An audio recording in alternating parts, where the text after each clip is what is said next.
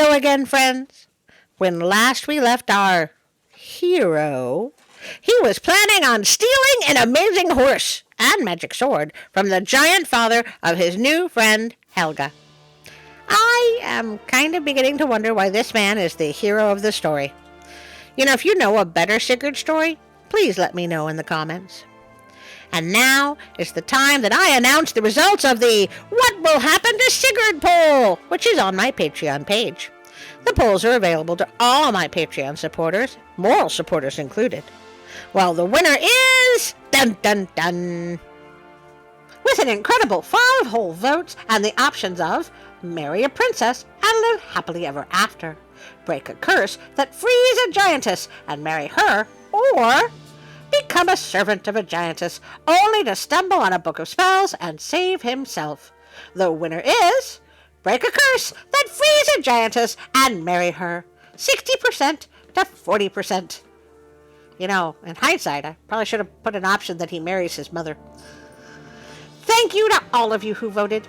Next time, I will put out a poll as to whether Rosie leaves halfway through the video. I'll put out a poll to see if I should put out more polls.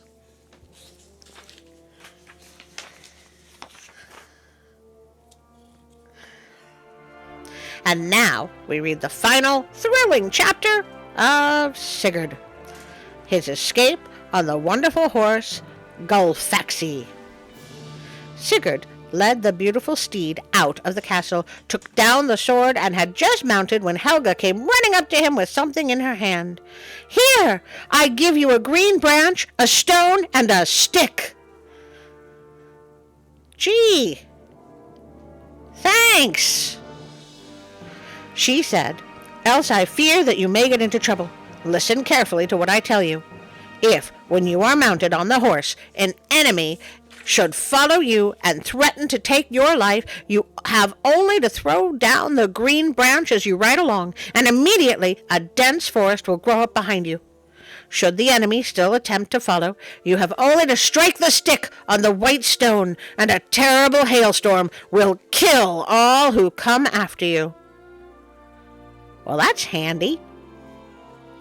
As she finished speaking, and Sigurd gathered up the reins to start off, Helga gave a cry of terror. Striding over the brow of the hill, she saw the huge form of her father. Yep, saw that coming. Fly, fly, she said. Ooh, the horse flies? Use the steed for your own protection. It is your only chance of life. Save yourself for my sake. Raising his cap in farewell to his young hostess, Sigurd set spurs to Gullfaxi? To the horse, and as the noble animal put forth his speed, the prince turned in the saddle and shook his fist at the angry giant. Without staying to question his daughter, the giant strode after his horse, breathing out threats of vengeance. At first, he could only just keep them in sight, but with his gigantic strides, he soon began to gain upon them, when the ground grew rocky and hilly. Then Sigurd threw down Helga's green branch, and immediately a thick forest rose between him and his enemy. But the giant seized his axe, and began with mighty strokes to hew his way through the wood. Crash went the trees and bushes, crash, crash to the right and left, and when Sigurd looked back a second time, the giant was through the forest and close behind him. Then Sigurd touched the white stone with his stick, and immediately such a terrible hailstone broke loose behind him that the giant was killed on the spot, while Sigurd rode on in bright sunshine. I feel some disappointment here. Death by a hailstorm just feels like cheating. The giant dead, Sigurd thought he would return and fetch Helga. But while he was debating which road to take, he saw his stepmother's dog running towards him. The dog was dusty and footsore, and whined piteously as he drew near. Sigurd dismounted and went to meet him.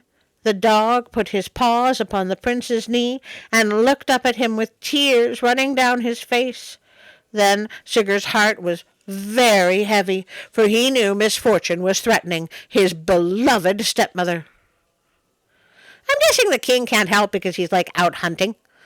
Also, I hope you picked up the poor dog there, mister. He leapt onto his horse and rode at full speed, taking no rest either by day or night, till at length he came out of the thick pine woods and saw the palace before him. Poor horse. In the courtyard a great crowd was assembled, and there, fastened to a stake and surrounded by huge... Remember that we learned that word actually refers to piles of wood. He saw the graceful figure of his stepmother. "Here is Sigurd, Sigurd, the king's lost son," he heard voices say, as if in a dream, as he galloped furiously on. He, however, saw nothing but the beautiful pale face of the queen as he leapt from his horse and pushed his way through the crowd, sword in hand. He cut the bands with which the Borg was fastened, scattering the guards, and carried her into the palace, to his father's room.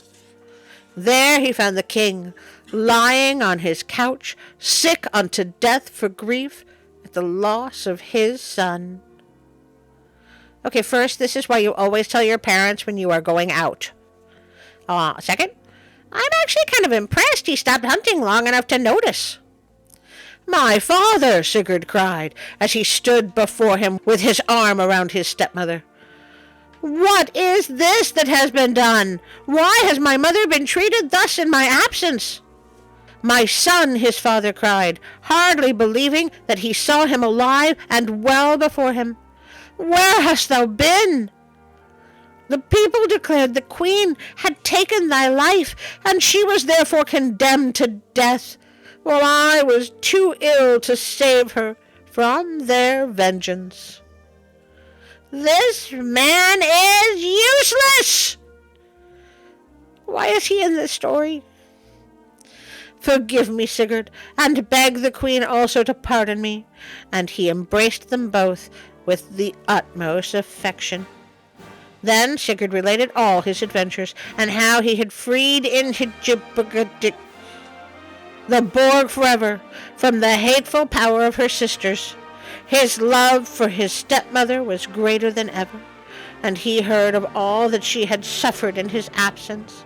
He was not happy now when she was out of his sight, and he tried in every way to make up to her for what had passed. Therapy. Sigurd needs therapy. He told her, too, of Helga in the castle by the lake, when she was quite restored to health. He set out, with her blessing and that of his father, to fetch the maiden to his home, as he had promised. Helga was rejoiced to see Sigurd again, for she had watched for him day by day. They brought away all the treasures of the castle, and in a short time there was a magnificent wedding between Helga and Sigurd, the marriage feast lasting a whole month. When the king died, Sigurd and Helga came to the throne, and, guided by the wise counsels of the Borg, the kingdom became renowned far and near for its good rule and the happiness of its people. And, it's excellent hunting. Per Wikipedia, there's actually lots of Sigurd stories. I may have just found the worst one. If there's a better one, please let me know in the comments.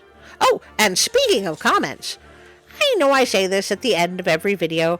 I put it at the end so it's easy to skip, which may be a tactical error. But to quote a wonderful man I met once in a deli, you pay after. That way, if you don't like it and you can run faster than me, you get a free meal. So, if you didn't like the story, it's time to run. But if you did, please hit the like button. Please share this video with a friend who might like it. And if you haven't already, please subscribe. It would mean the whole world to me. If you're still willing to help, clicking the notification bell and changing the settings to all will help you to remember me when the video is out on Sundays. I would like to thank Pixabay.com because they are wonderful and make my channel so much better, and I owe them more than I can ever pay back. If you would like to support me on Patreon, Instagram, or Facebook, there are links in the description below, and I promise not to bother you much. I'm also way behind on my bloopers. I need to get going on that. Finally, I would like to thank you, my dear beloved friends, for being here with me week after week. I do not have the words to tell you how precious, how wonderful you are. Thank you. And now for a special thank you for my Patreon friends. Hello, Patreon. Good news. We have a new moral supporter. What is a moral supporter, you ask? It is a free member of my Patreon page. Free members can participate in polls, respond to all member posts, and join in on any discussions we have.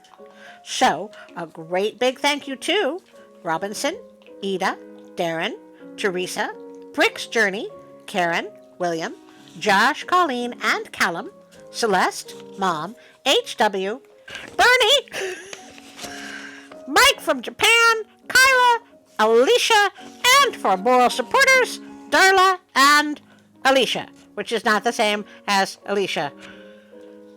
Anyway, and now we need to please welcome Raleigh Cheetah. Yay! So a great big thank you to you all. You have my heart. And Rosie needs a new bob.